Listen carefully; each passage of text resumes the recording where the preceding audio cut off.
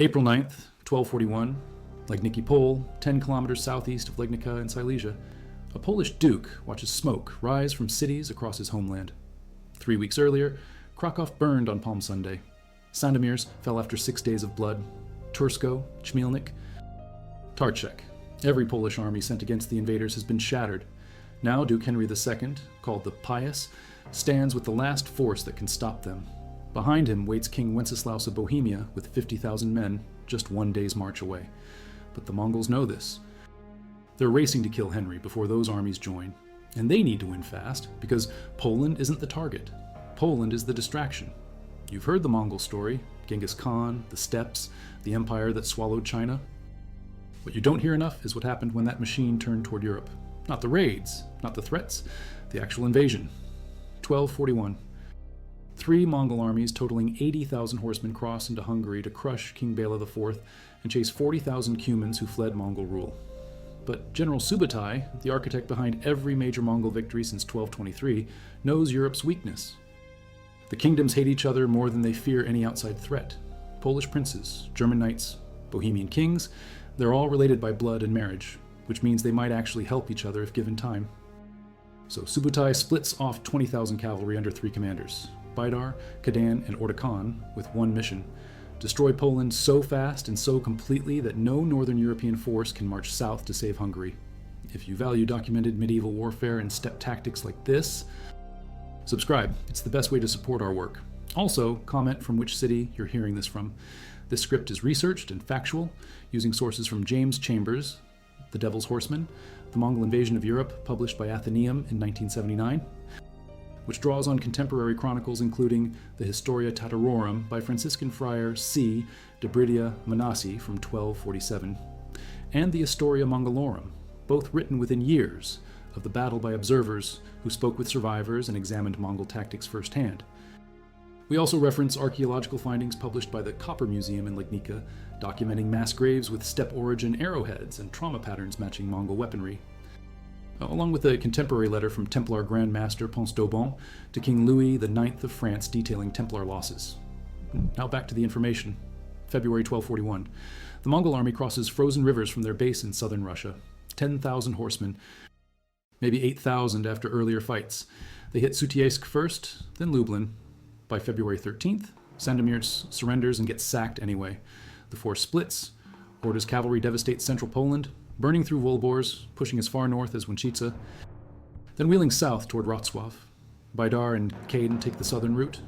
February 13th again, same day Sandomierz falls.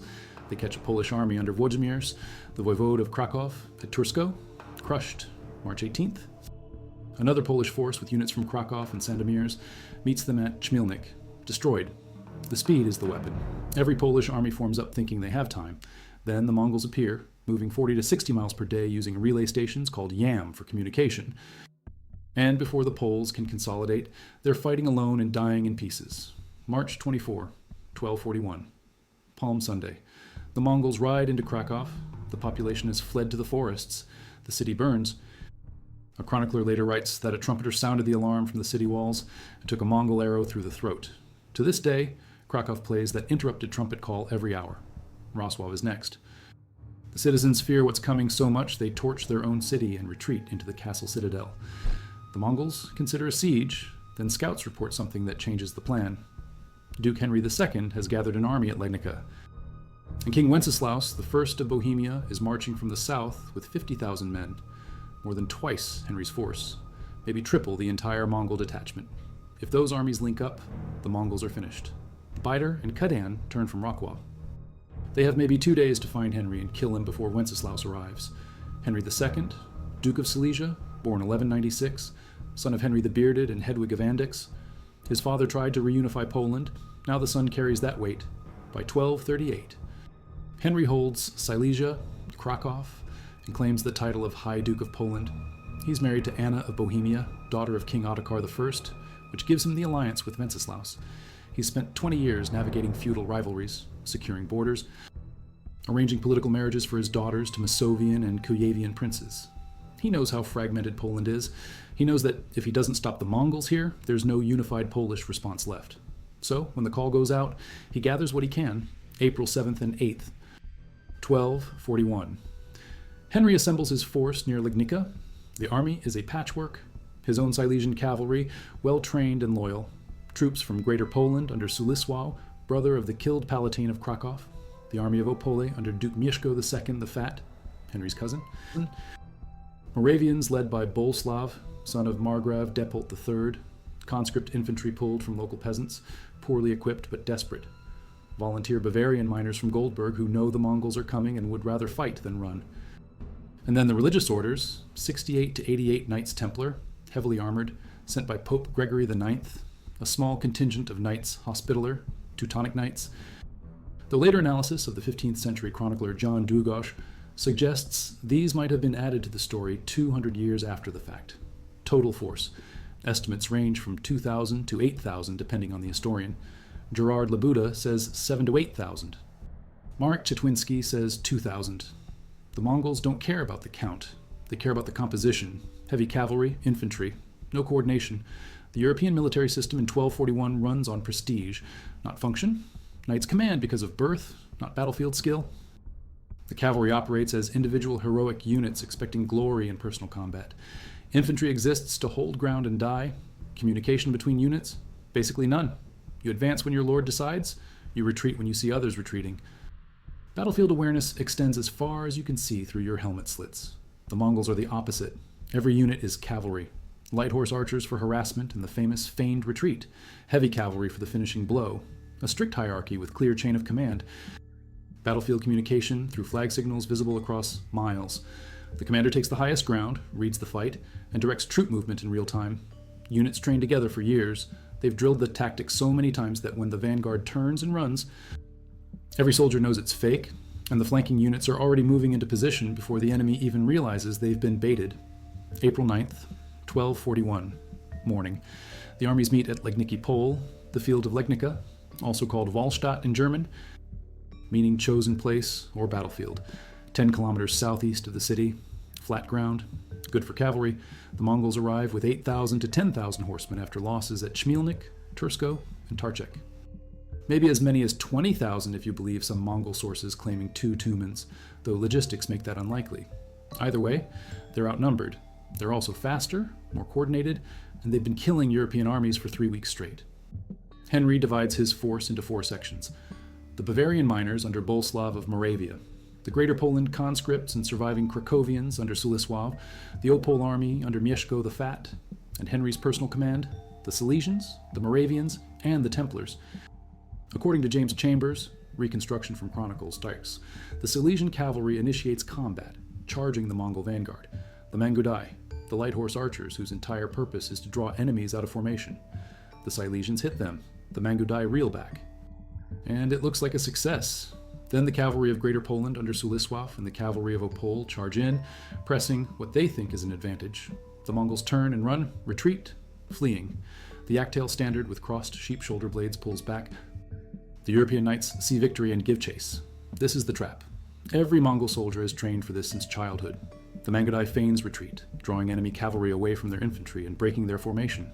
As the European knights string out, riding hard, losing cohesion, Mongol light cavalry sweeps in from both flanks. Then comes the smoke. Chronicles mention a smokescreen. Some accounts suggest burning materials, maybe even early explosive devices, though that's debated. The smoke hides Mongol movements and throws the European knights into confusion. They're separated from their infantry, they can't see where the enemy is, and arrows start falling.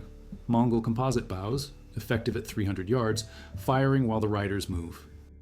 The Europeans are in full plate, expecting close combat with lances and swords. Instead, they're taking arrows in the horses, in the gaps between armor plates, in the faces when they lift their visors to see, and when they try to regroup, the Mongol heavy cavalry hits from the front. Eric Hildinger adds a detail from the Chronicles. During the feigned retreat, a Mongol rider circles through the smoke, shouting in Polish, "Run! Run!" Panic spreads. Some European knights think their own forces are calling retreat. Sections of the line break. Długosz, writing 200 years later, claims the Mongols studied languages specifically to sow confusion in battle. Whether that's true or exaggerated, the effect is documented. Cohesion collapses. Mieszko the Fat, commanding the Opole contingent, sees the disaster forming and flees the field. That's not speculation or insult. It's in the records. His retreat is later cited as one reason for the defeat, along with the refusal of European monarchs to send more help. The Greater Poland commander Sliswow dies in the fight. The Bavarian miners die. The Templars, those 68 to 88 armored warriors from France, take horrific losses. Grandmaster Ponce d'Aubon writes to King Louis IX of France, reporting that the order lost 500 people total, 9 brother knights, 3 knights, and 2 sergeants. Plus, the remaining numbers, likely including civilians from 3 Templar villages and 2 towers, raided after the battle. The rest of the European forces encircled, cut off from each other, unable to communicate, no way to coordinate a counterattack or an organized retreat. Duke Henry II fights to escape. The chronicles describe him attempting to break through with 3 bodyguards. He's 45 years old and he's spent his life trying to hold Poland together. Now he's surrounded by horsemen who've destroyed every army they've met from China to Eastern Europe. A Mongol spear catches him in the armpit, under the raised arm where his armor doesn't protect. He falls. 2 arrows hit him. The Mongols drag him away from his men, strip his body, and behead him. His head goes on a spear. The Mongols parade it in front of Legnica's walls, trying to force the city to surrender. The defenders refuse. They've already burned the city and retreated into the fortress. Finding Henry's body afterward is nearly impossible. Headless, stripped, left naked on the battlefield among thousands of corpses. His wife, Anna of Bohemia, identifies him by a unique feature. He has 6 toes on his left foot, a polydactyly confirmed when his tomb is opened in 1832. His remains are placed in the crypt of the Franciscan Church of St. Vincent in Roswell. Then, in 1944, Nazi anthropologists remove the body for racial testing, trying to prove he's Aryan. The body disappears. It's never recovered. His sarcophagus now sits in the National Museum of Roswell, empty.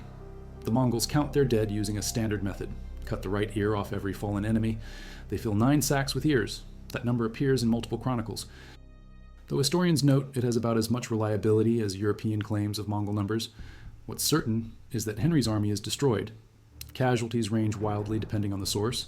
Low estimates say 2,000, high estimates say 40,000, essentially the entire force.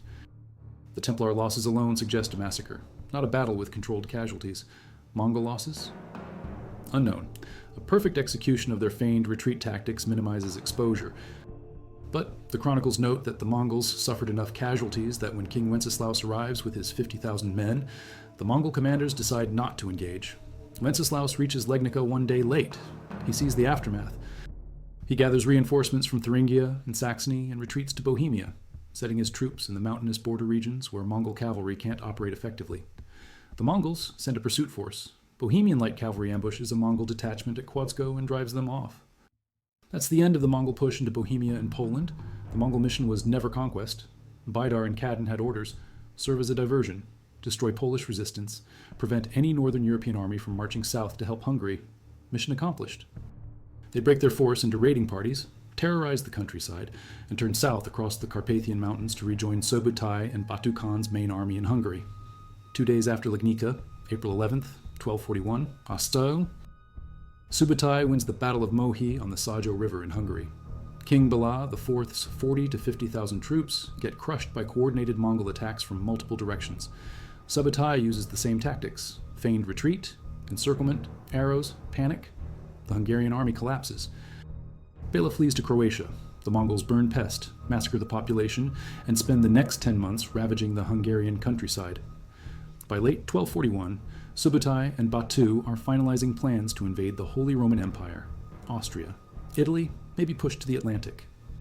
Then, December 1241, Great Khan Ogedei dies in Mongolia. All the Mongol princes of the blood, including Batu and Subutai, are required to return for the Kurultai, the assembly to elect the next Great Khan. In spring 1242, the Mongol armies withdraw from Europe. Historians debate whether they would have returned.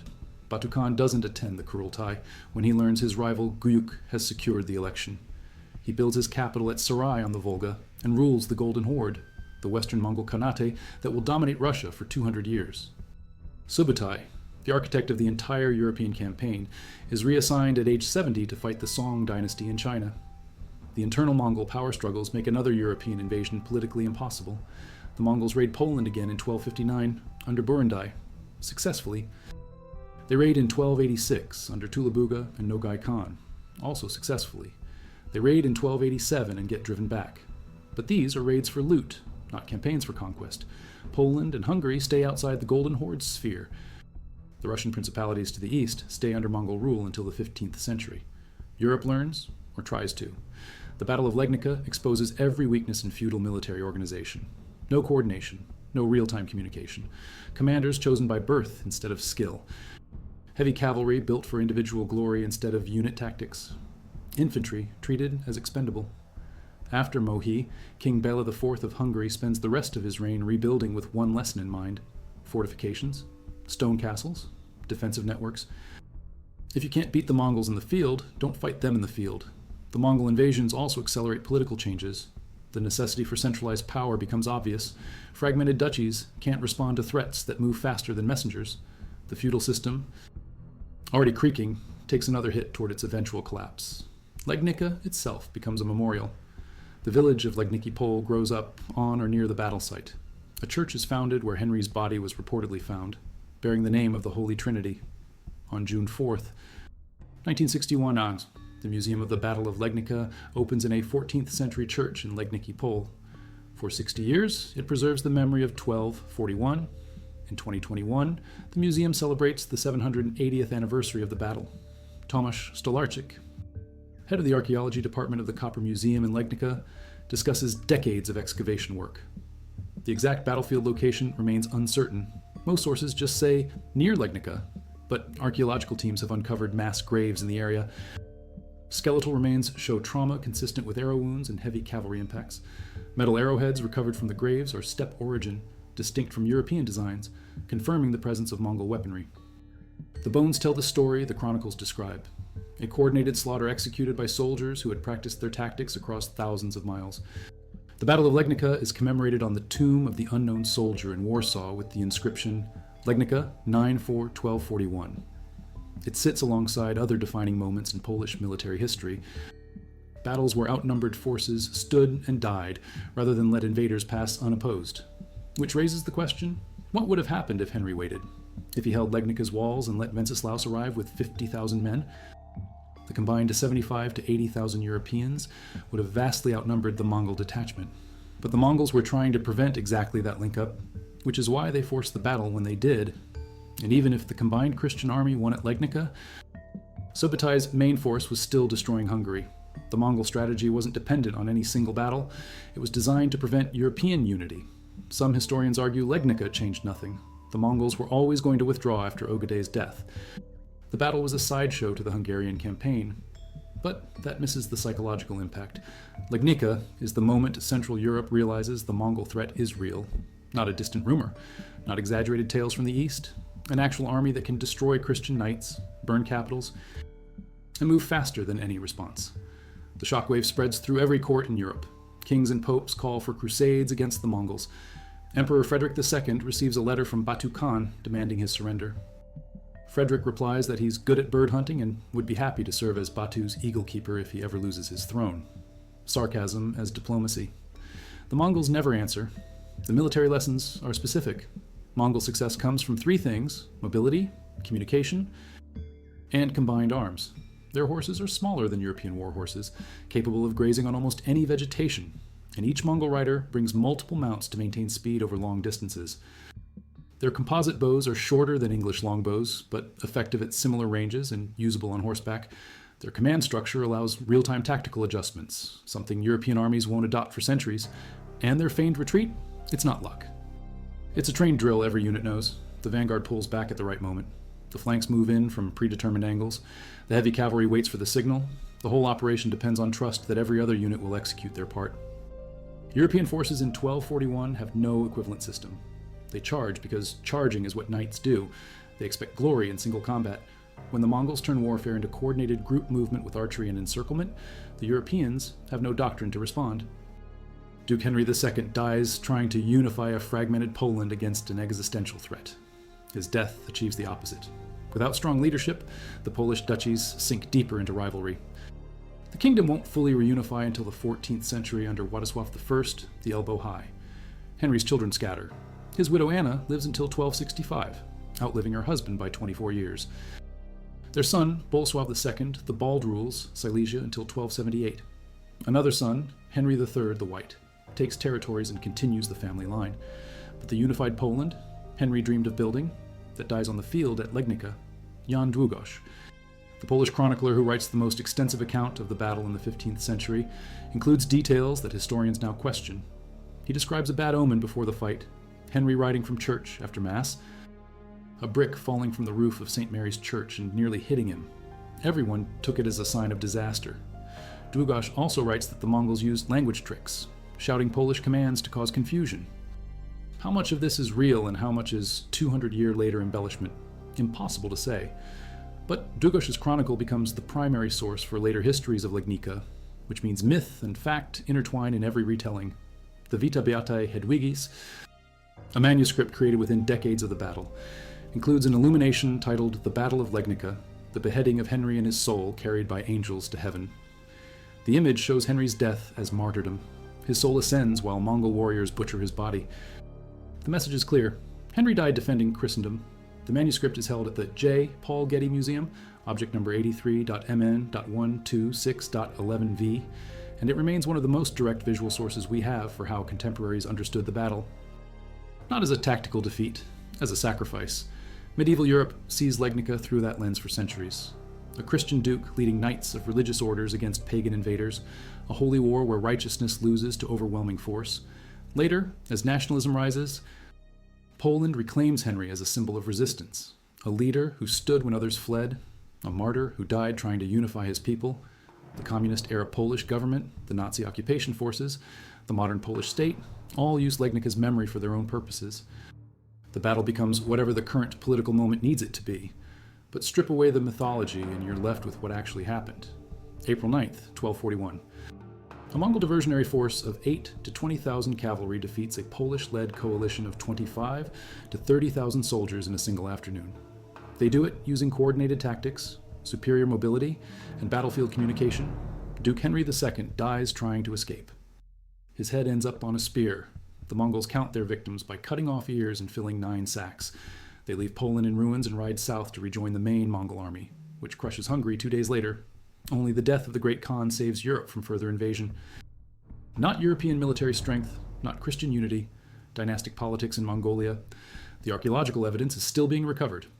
In 2021, researchers continue excavating near Legnica.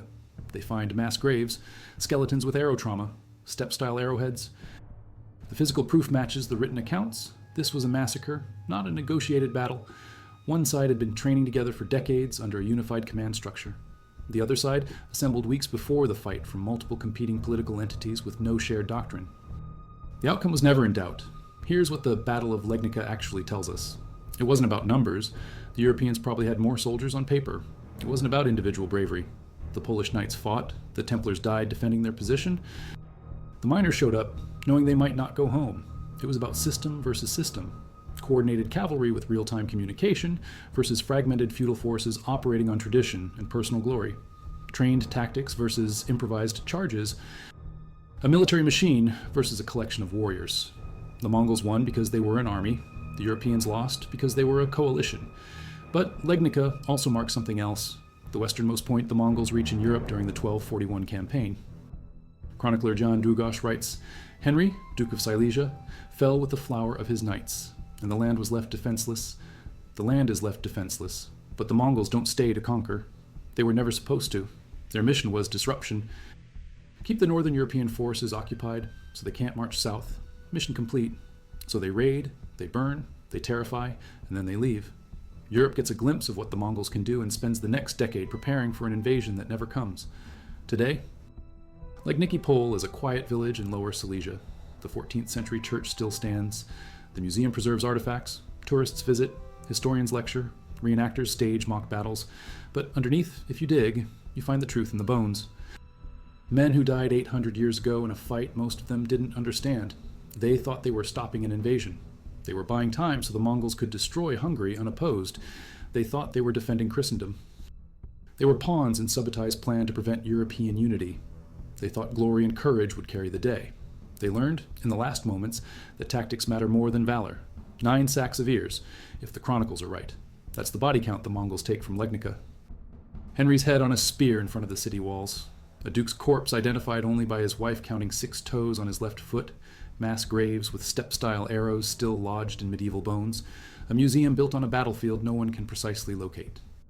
And a lesson Europe ignores for centuries. Fragmented states lose to coordinated empires. Personal heroism dies to trained tactics. And if you fight the way you've always fought, against an enemy who's perfected something new, you end up in a mass grave outside Legnica with a Mongol arrow in your ribs and your right ear missing. The Battle of Legnica is remembered.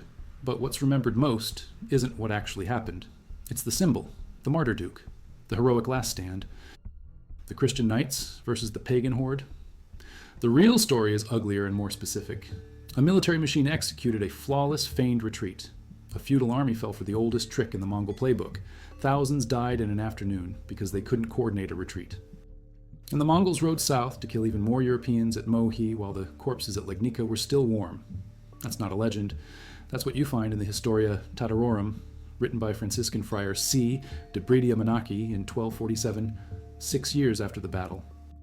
That's what survives in the letter from Templar Grand Master Ponce d'Aubon to King Louis IX, listing the dead.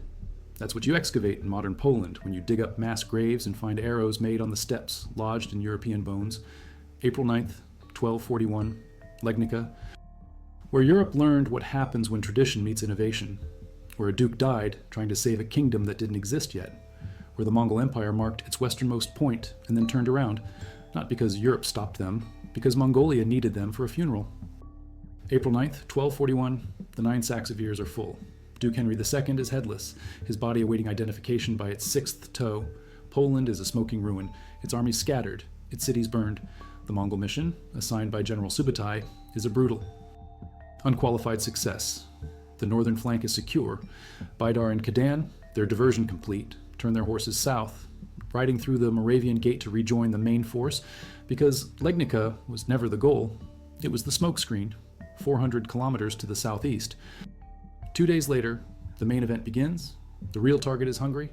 The architect is Subutai, the Devil's Horseman himself, now in his late 60s and at the absolute peak of his tactical genius. He commands the main army alongside Batu Khan, grandson of Genghis. Their target is King Bela IV of Hungary, one of the most powerful monarchs in Europe. But Bela's kingdom is fractured. For years, he's been fighting with his own barons, trying to reclaim royal lands they had usurped. And he has made a fatal political error. He granted asylum to 40,000 Cuman refugees, led by their Khan, Khotan. The Cumans, a nomadic steppe people, were fleeing the Mongols. The Hungarian nobility despised them as pagans and rivals. Batu Khan had sent Bela an ultimatum: surrender the Cumans, whom he considered his property, or face annihilation. Bela refused. That refusal is the casus belli for the entire invasion. In March of 1241, while the northern detachment was still tearing Poland apart, Subutai's main force, perhaps 60,000 to 70,000 horsemen, crashes through the Carpathian Mountains. They don't use one pass, they use 5, shattering the Hungarian border defenses simultaneously. The army led by the Hungarian Palatine, the kingdom's highest official, is ambushed and destroyed at the Vereke Pass on March 12th. The speed is terrifying. Before King Bela can fully mobilize his army at the capital, Pest, the Mongol vanguard, is already burning the suburbs of Buda on the other side of the river. Bela gathers his banners. He has a massive force, perhaps 60,000, maybe as many as 80,000 men. His own Hungarian heavy cavalry, troops under his brother Duke Koloman of Croatia, heavily armored knights from the Templar and Hospitaller orders. They are confident, arrogant. They hear the Mongols are just disorganized archers, cowards who refuse to stand and fight. The Hungarian barons, still furious about the Cuman situation, use the chaos as an excuse. A mob storms the palace where the Cuman leader Khotan is staying and murders him, seeing their Khan dead. The 40,000 Cuman warriors, the only force in Europe with tactical experience comparable to the Mongols, promptly leave. They ride south, cutting a swath of destruction through the Hungarian countryside as they flee. Bela's army is fractured and weakened before it even sees the main Mongol force. The Mongols probe the city of Pest. They skirmish, and then they turn and run. Just as they did at Smilnik, just as they did at Legnica, they feign a retreat. For 6 days, the entire Hungarian army pursues them. The Hungarians smell victory. They are chasing the Tartar horde back to the steppes. But Subutai is not fleeing. He is leading. He is pulling the massive, uncoordinated European army to a battlefield he has already chosen, the plain of Mohi, on the far side of the Sajo River. April 10th, 1241, evening. The Hungarian army arrives at the Sajo. They see the Mongol camp across the river. A single stone bridge spans the water. The Hungarians seize it, posting a strong guard of 1,000 men, including Templars. They feel secure. King Bela and his commanders decide to build a fortified camp for the night. But they don't build it from earth and wood. They build it from their own wagons, chaining them together, wheel to wheel, packing the spaces with shields. It is a fortress. It is also a cage. They leave no gaps for cavalry to sally out. They create a trap and lock themselves inside. Subutai, watching from a hill, knows the battle is already over. Midnight, April 11th, 2 days after Legnica, Subutai divides his command. Batu Khan is given the task of assaulting the bridge. It is a bloody, desperate fight. The 1,000 Hungarians and Templars hold the bridge for hours against overwhelming numbers. This is the close-quarters combat the Europeans understand, and they die well. Batu's forces are thrown back multiple times. Then Subutai brings up the technology. 7 stone throwers, possibly catapults or trebuchets, which begin hurling projectiles, explosive, shrapnel, or incendiary, onto the bridge defenders. The bridge is cleared. While Batu fixes the Hungarians at the bridge, Subutai, the master of flanking maneuvers, he has taken a huge detachment north. Under cover of darkness, he builds a pontoon bridge, crosses the icy river, and swings south, appearing behind the Hungarian camp just as dawn breaks. The Hungarians wake to absolute chaos. The Mongols are across the river. They try to form up, but the chained wagons pen them in, and then Subutai's force attacks from the rear. The camp is surrounded. The Mongols do not charge. They stop. Just outside the range of European crossbows, but well within the lethal range of their composite bows. And the arrows begin to fall, tens of thousands of arrows, arcing high into the packed, terrified mass of men and horses. The camp becomes an abattoir. The Hungarian heavy cavalry, the core of the army, is trapped behind its own wagons, unable to deploy, unable to charge. The infantry is massacred where it stands. The Mongols use their stone throwers to hurl burning material into the camp, setting tents ablaze. For 2 hours, the arrows fall. The Hungarian army dissolves from a fighting force into a panicked mob. Then Subutai orders the most cynical, brilliant tactic of his career. He orders the encircling ring to open. A gap appears in the Mongol lines to the west, a path to safety. It is a lie. The desperate Hungarians, seeing the opening, throw down their weapons, abandon their armor, and scramble for the gap. The escape route becomes a bottleneck, a river of terrified men, and as the disorganized, weaponless soldiers stream out, the Mongol light cavalry, fresh and waiting, rides them down. It is no longer a battle. It is a hunt. The hunt lasts for 2 days. The Mongols pursue the fugitives for 40 kilometers, killing relentlessly. Duke Koloman is gravely wounded and dies soon after. The Archbishop of Esztergom is killed. The Templar master of Hungary dies with almost all of his knights. The entire Hungarian army ceases to exist. King Bela IV flees the field. He runs to Austria, where his supposed ally, Duke Frederick II, promptly arrests him and extorts a massive ransom in 3 Hungarian counties. Bela eventually escapes to Croatia, hiding on the island fortress of Trogir, sending desperate, unanswered letters to the Pope and the Holy Roman Emperor for a crusade that will never come. Hungary is defenseless.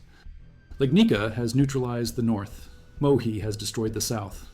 For the next 10 months, the Mongols systematically ravage the kingdom. Pest is burned. The population of the Great Hungarian Plain is annihilated. This is the Tatajara, the Tartar yoke. Historians estimate that half of Hungary's population, perhaps 2 million people, dies from the invasion and the subsequent famine. Subutai and Batu spend the winter finalizing plans for the next phase, the invasion of Austria, Italy, and the Holy Roman Empire. Mongol scouts are already in Friuli, probing the passes into Italy. Europe is on its knees. And then news arrives, December 1241. Ogedei, the great Khan, son of Genghis, is dead in Karakorum, 5,000 miles away. The Mongol law is absolute. All princes of the blood, all descendants of Genghis must return to the capital to elect the new great Khan. Batu Khan, as a prince, must go. Subutai, the general, is furious. He is at the edge of the Great Western Sea, the Atlantic, the final objective. But he cannot continue the campaign without his prince. In the spring of 1242, the Mongol horde turns east. They withdraw from a continent that is not victorious, merely lucky. King Bela IV returns from exile to a kingdom of bones. He learns the lesson Henry the Pious did not live to understand. He issues a new doctrine. No more open field battles, no more arrogant charges. He orders the construction of stone castles, hundreds of them. He invites German and Italian settlers to repopulate the land. He learns that you do not meet the steppe horde in the field. You hide behind stone and wait for them to leave. The great invasion is over, not because of European valor, not because of Christian unity, because of a single death in Mongolia. The system that crushed Europe was, in the end, undone by its own internal politics. The smoke clears from Mohi, but the memory of the arrows, the feigned retreats, and the 9 sacks of ears from Legnica will haunt the nightmares of Europe for centuries.